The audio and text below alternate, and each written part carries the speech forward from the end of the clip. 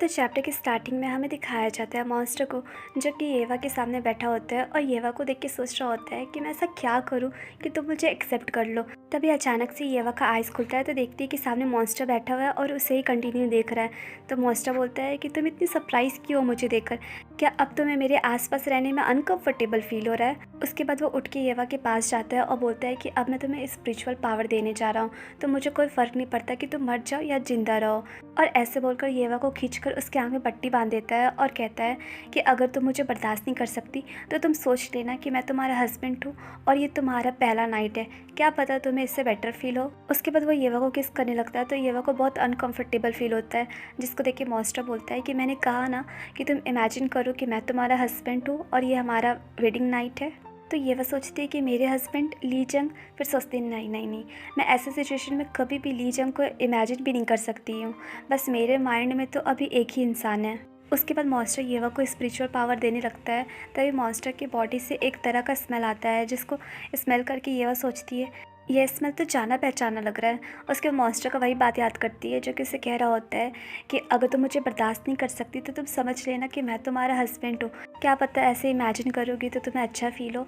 और ये सब याद करके येवा सोच रही होती है कि नहीं, तुम मेरे हस्बैंड नहीं हो, भले ही तुम मेरा आइज़ कवर की हो, फिर भी मैं तुम्हारे साथ कभी खुश नहीं रह सकती और ना ही तुम्हें कभी इमेजिन कर सकती हूँ। लेकिन अगर तुम्हारे जगह पे शियो होता तो मैं उसे इमेजिन करती, क्योंकि मुझे लगता है कि मैं उसे इस सिचुएशन में एक्सेप्ट कर सकती हूँ। उसके बाद मॉन्स्टर येवा को किस करता है और इसके बाद से मॉन्स्टर उसका पूरा केयर करने लगता है, हर चीज़ का ध्यान रखता है ताकि येवा को हर्ट ना हो।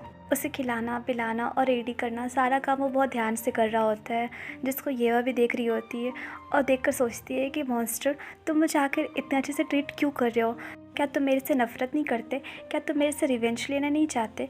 पर तुमने तो मुझे इतना ह्यूमिलेट किया, मेरे से ज़बरदस्ती किया, लेकिन अब तुम मेरा इतना ख्याल क्यों रख रहे हो और इतना मेहनत क्यों कर रहे हो ताकि मैं सिर्फ ज़िंदा रह सकूं। और क्या तुम मुझे इसलिए ज़िंदा रख रहे हो ताकि तुम मुझे ज़िंदा रख के अपना रिवेंज ले सको, इस तरह से मुझे ह्यूमिलेट करके और मेरे साथ ज़बरदस्ती करके, क्या यही रीज़न है। उसके बाद सीन शिफ्ट होता है और हमें दिखाया जाता है कि दूसरा दिन हो चुका है और हमें लीजंग का घर दिखाया जाता है, जहाँ पे एक मेड लीजंग का केयर कर रही होती।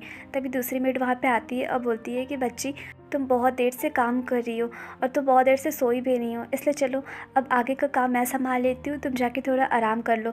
तो वो मेड बोलती है कि ठीक है, और ऐसे बोल के वो चली जाती है। और दूसरी मेड आके लीजंग के पास बैठती है और उसका सेवा कर रही होती है और बोलती है कि हमारे यंग मास्टर, आखिर आप कब तक जगोगे। तभी अचानक से नोटिस करती है कि लीजंग का हाथ हिल रहा है, जिसको देख के वो पूरा शॉक्ड हो जाती है और बाहर चिल्ला चिल्ला कर बोल रही होती है कि कोई है क्या, कोई मेरा बात सुन रहा है क्या, जाके मिस्ट्रेस को कह दो कि लीजंग उठ गए हैं, इसलिए जल्दी से जल्दी आने और उन्हें कहना कि हमारे मास्टर लीजंग जग चुके हैं। और ये खबर जैसे ही लीजंग की मॉम तक पहुंचती है, उसकी मॉम भागे भागे आती है और अपने बेटे के पास जाकर बोलती है कि मुझे पता था कि एक दिन तुम जरूर जगोगे, बहुत अच्छा हुआ कि तुम इतनी जल्दी जग गए। तो लीजंग सबसे पहले आसपास का नज़ारा देखता है और बोलता है कि मॉम, येवा मेरी वाइफ कहाँ है। तो उसकी मॉम सारा घटनाक्रम बता देती है कि मॉन्स्टर येवा को उठाकर लेके चला गया है, जिसको सुन के जी लीजंग पूरा शॉक्ड हो जाता है और बोलता है कि क्या आप ये कह रही है कि वो मॉन्स्टर येवा को उठाकर लेके चला गया है और आप लोग बस बैठ के देखते रही, कुछ नहीं की। ठीक है मॉम, अगर आप लोग कुछ नहीं की तो कोई बात नहीं, मैं खुद जा रहा हूँ येवा को ढूंढने और उस मॉन्स्टर से छुड़ाकर उसे लेकर आऊँगा, बस जल्दी जल्दी मेरा सारा सामान बांध दीजिए, मैं उसे तुरंत ढूंढने निकलूँगा। और ऐसे बोल बोल के वो खांस भी रहा होता है। तो उसकी माँ पूरा परेशान हो जाती है और बोलती है कि लीजंग प्लीज़ तुम थोड़ा शांत हो जाओ, थोड़ा शांत दिमाग से सोचो, वैसे भी तुम उस लड़की को ढूंढ के आखिर क्या ही करोगे, उसी लड़की के कारण सब कुछ हुआ है। पहले तो अपने घर वालों को मार दी और उसके बाद जब तुमसे शादी का बात चला तो तुम्हारा भी ज़िंदगी ऐसा नरक जैसा बना दी, तुम्हें मरते हुए छोड़कर वो चली गई यहाँ से, सब कुछ उसी के कारण हो रहा है, तो क्यों उस अपसगुनी लड़की को ढूंढने जा रहे हो, रहने दो उसे जहाँ भी है। तो लीजंग चिल्लाकर बोलता है कि मॉम, वो मेरी वाइफ है और मैं उसका हस्बैंड हूँ, तो मैं उसे नहीं ढूंढूंगा तो कौन ढूंढेगा। और इसमें येवा की क्या गलती है, वो मॉन्स्टर उसे उठाकर लेके चला गया तो वो तो खुद ही विक्टिम है ना, तो आप उसे क्यों ब्लेम कर रही हो। उसके बाद पूछता है कि मॉम सच सच बताइए, वो मॉन्स्टर येवा को कहाँ उठाकर लेके चला गया है, क्या आपको कुछ पता है तो मुझे बताइए। और वो बगल में एक मेड से भी यही बात पूछता है। तो वो मेड बोलती है कि मास्टर, लेडी हमारे घर वापस आई थी, लेकिन हमारी मैडम ने उन्हें बहुत बुरा भला कहा और कहा कि आपकी मृत्यु हो गई है, और उन्हें घर से धक्के मार के निकाल दिया गया। जिसके बाद वो अपने घर गई तो वहाँ पे देखी कि लोग उसे किस तरह से बुली कर रहे हैं और उसे मर्डर करार दिए हैं, जिसके कारण वो पूरी तरह से टूट जाती है और देखती है कि शहर के लोग उसे किस तरह से और बुली करने वाले हैं। जिसके बाद वो अपना गला कट करके जान दे देती है। और मास्टर वहाँ पे एक इंसान था जो ये सब कुछ देखा था और वही गवाह के रूप में हमें आके सब कुछ बताया, जिसको सुन के लीजंग पूरा शॉक्ड हो जाता है और बोलता है कि क्या क्या ये वह सच में मर चुकी है। उसके बाद पूछता है कि उसका अंतिम संस्कार कब हुआ था और उसका कब्र कहाँ है, मुझे बताओ, मैं वहाँ पे जाऊँगा। तो वो लेडी बोलती है कि मास्टर, उसका ना ही अंतिम संस्कार हुआ है, ना ही उसके कब्र के बारे में किसी को पता है। सच तो ये मास्टर कि उनका डेड बॉडी को मॉन्स्टर उठा के लेके चला गया था, जिसको सुन के लीचंग पूरा शॉक्ड हो जाता है और बोलता है कि क्या, ठीक है, अगर ऐसा ही बात है तो मैं जा रहा हूँ उस मॉन्स्टर को ढूंढने और अपनी येवा को किसी तरह से लेकर आऊँगा ही। वैसे तुम लोग को पता है कि वो मॉन्स्टर उसे कहाँ लेकर चला गया है, और अगर नहीं पता है तो कोई बात नहीं, मैं इसी टाइम उसे ढूंढने के लिए निकल रहा हूँ, क्योंकि मैं उसका बॉडी मॉन्स्टर के पास नहीं रहने देना चाहता। जिसको सुन के उसकी मॉम को बहुत गुस्सा आता है और वो चिल्लाकर बोलती है कि लीचंग, तुम ये क्या कह रहे हो, तुम्हें पता है ना कि उस लड़की के कारण क्या क्या हुआ था, तो क्यों उसकी लाश को ढूंढने जा रहे हो, रहने दो ना वो जहाँ पे भी है। तो लीचंग भी चिल्लाकर बोलता है कि मॉम आप ये क्या बोल रही है, उस मॉन्स्टर के कारण येवा का पूरा फैमिली बर्बाद हो गया, इवन येवा का बॉडी भी उसी मॉन्स्टर के पास है, तो मैं येवा का बॉडी कैसे उसके पास छोड़ सकता हूँ। नहीं मॉम, मैं ऐसा नहीं कर सकता, इसलिए मैं अभी ही जा रहा हूँ येवा को ढूंढने। और मॉम, मुझे इसमें आपकी परमिशन लेने की भी कोई ज़रूरत नहीं है। तो लीचंग की मॉम पूरा परेशान हो जाती है और उसे बहुत रोकने का ट्राई कर रही होती है और बोलती है कि ठीक है, अगर तुम यही चाहते हो तो ठीक है, मैं तुम्हें येवा को ढूंढने के लिए जाने देती हूँ, लेकिन एटलीस्ट इस टाइम तुम्हें अपना बॉडी पहले हील करना होगा। एक बार तुम हील हो जाओगे उसके बाद चले जाना, मैं तुम्हें नहीं रोकूंगी टोकूंगी, और तब तक मैं ढूंढूंगी कि आखिर वो मॉन्स्टर येवा को लेके कहाँ गया है, तब तक तुम प्लीज़ रेस्ट करो लीचंग। तो लीचंग ये सुन के बोलता है कि ठीक है मॉम, और मन में सोचता है कि येवा मैं तुम्हें ज़रूर ढूंढ लूँगा। उसके बाद सीन शिफ्ट होता है और हमें दिखाया जाता है येवा को, जो कि अब जग चुकी है, और जैसे जगती है देखती है कि सामने उसके लिए ड्रेस है, तो सोचती है कि जाके रेडी हो जाऊँ, इसलिए वो जल्दी जल्दी बेड से उतरती है। लेकिन जैसे उतरती है वो गिर जाती है और सोचती है कि मैं तो खराब भी नहीं होने पा रही हूँ, ये सब उस मॉन्स्टर के कारण हुआ है। उसके थोड़ी देर के बाद दिखाया जाता है मेन मेड को, जो कि येवा के पास आकर बोलती है कि माय लेडी, क्या मैं अंदर आ जाऊँ। तभी वो सामने देखती है तो देखती है कि येवा रेडी हो गई, जिसको देख के वो सोचती है कि येवा रेडी हो गई। फिर बोलती है कि माय लेडी, आप इतनी जल्दी उठ गई और आपने खुद से ड्रेस पहन लिया और रेडी हो गई, मुझे तो लगा था कि आप मेरे आने का वेट करेंगी ताकि मैं आपको रेडी कर सकूँ। तो येवा बोलती है कि मैं ये सब चीज़ जानती हूँ, क्योंकि मैं बचपन से ये सब चीज़ करते आ रही हूँ।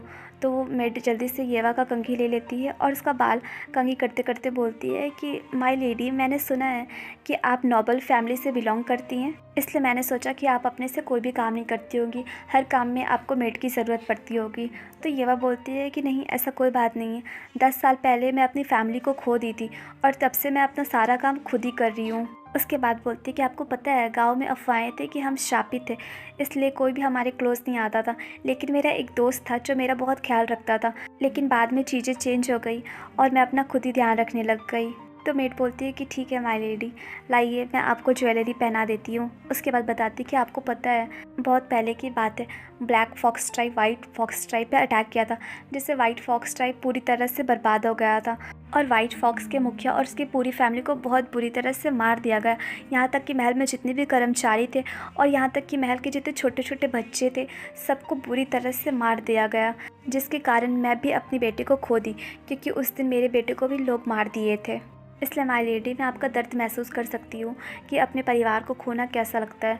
भले ही हमारी स्टोरी काफ़ी अलग अलग है, लेकिन मैं समझ सकती हूँ। जिसको सुन के येवा सोचती है कि उस दिन वाइट क्लैन के सारे भेड़ियों को मार दिया जाता है और उस दिन शियो के फैमिली को भी मार दिया जाता है, राइट। उसके बाद वो शियो का बात याद करती है, जो कि कह रहा होता है कि कुछ हमलावर मेरे घर में आए और मेरे मॉम डैड को मार दिए, वो तो मैं और मेरा भाई बहुत भाग्यशाली थे जो वहाँ से हम लोग भाग निकलने में सफल हो गए। जिसको याद करके येवा पूछती है कि क्या आपके मास्टर भी उस टाइम अपने पेरेंट्स को खो दिए थे।